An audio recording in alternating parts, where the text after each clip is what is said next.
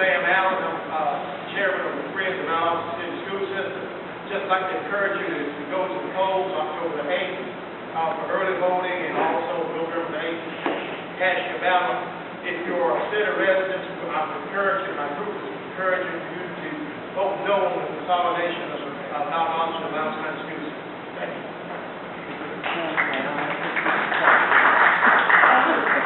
The ballot initiatives are very important things about how our community will be used in the future.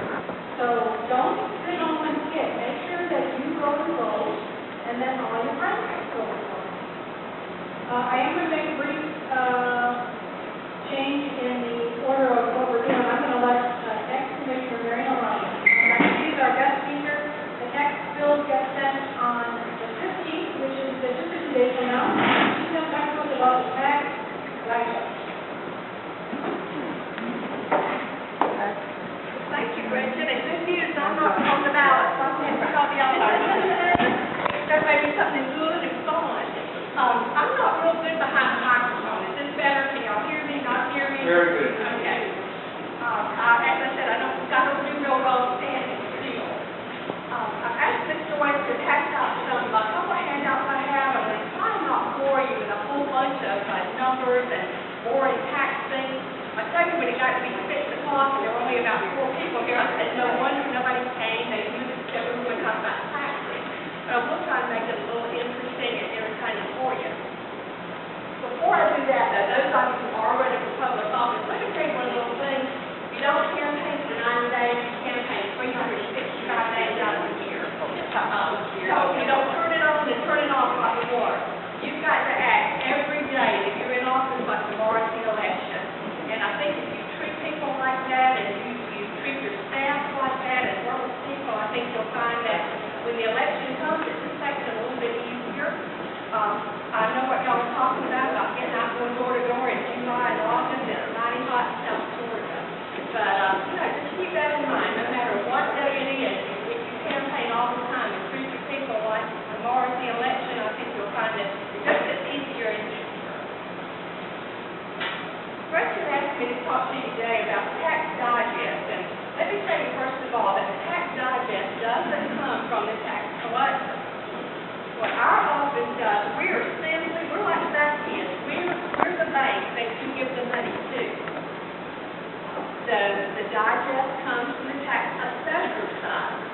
Now, the assessors are in the same zoo that I'm in, but they're different animals, so kind of look at it that way.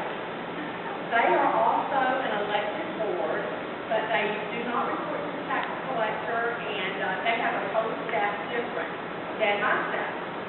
Most people know us really for the tax side of what we do. I started working in the tax office in 1976. I was a mere child back then, but I started in 1976, and the first year we sold tax in the office that I was here, we sold 35,000 tax that year. This past year, now the physical size of Loudoun County has not changed. There's still the same number of miles, but not too many more roads than there were then. We did over 179,000 taxes last year through our staff. I will put my staff up against any tax office in the state of Georgia. They are efficient, they're kind to the public, and if they're not, let me know when they don't work here anymore. It's a very important thing to me that people are treated fairly. We do have to go by the law and the things that we do, and there's some things we can't change. But I will make sure that you're going to be treated fairly and as efficiently as possible when you come into the office. So that's just a really important thing to me. And Rachel also mentioned tax bills are going to be mailed out. Some of you may actually start getting tax bills as soon as tomorrow. We mail them out, ask them to do mail out days on the 12th and 13th. They have to be in the mail by the 15th of September because there's a November 15th due date. Now let me tell you, this is the part that's kind of shocking. Based on this year's value, anybody have a guess what the value of taxable property is in Nell County? $2 billion. How much? $2 billion. Way less. Anybody else? $7 billion in taxable value in Nell County. $7 billion. That's a lot of property out there. Now, when people tell you that taxes are down, let me tell you the only way taxes are down. Tax collections are not down. As of this past, beginning of September, we've collected 96% of the taxes that were due for 2010. That is phenomenal. You have properties that are in foreclosure, you have properties that are in bankruptcy, that we're not going to collect.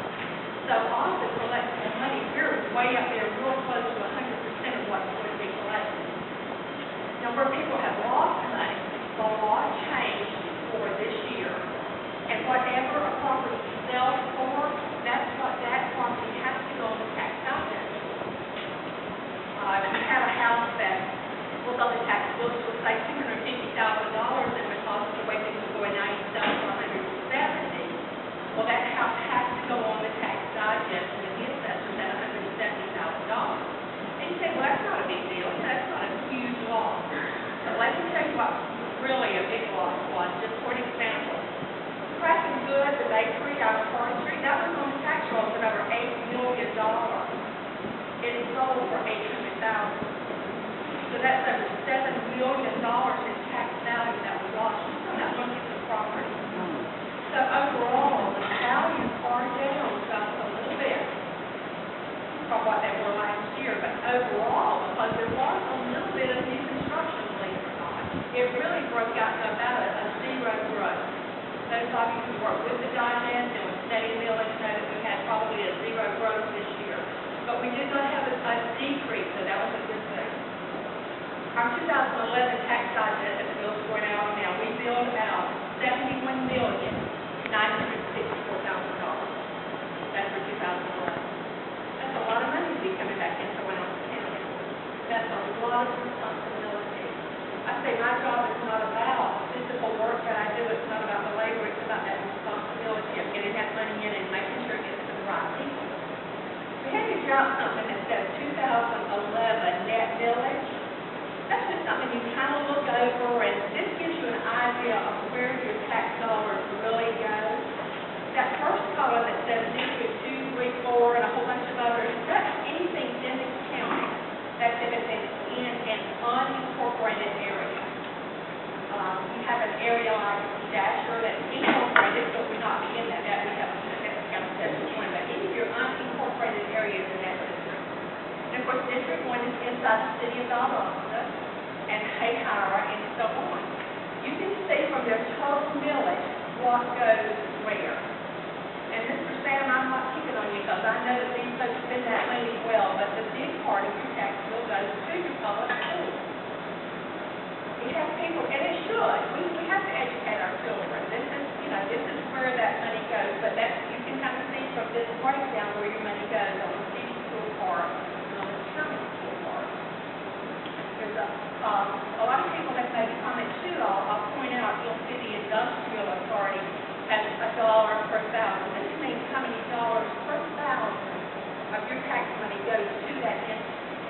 The industrial authority has $1, and Parks and Recreation has $1.25.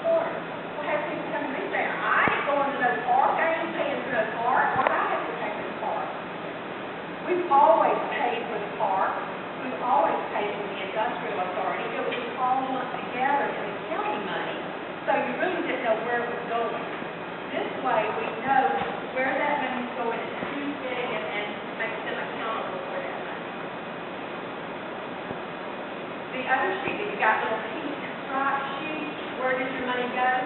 Now this is just for the county portion of your tax bill because everybody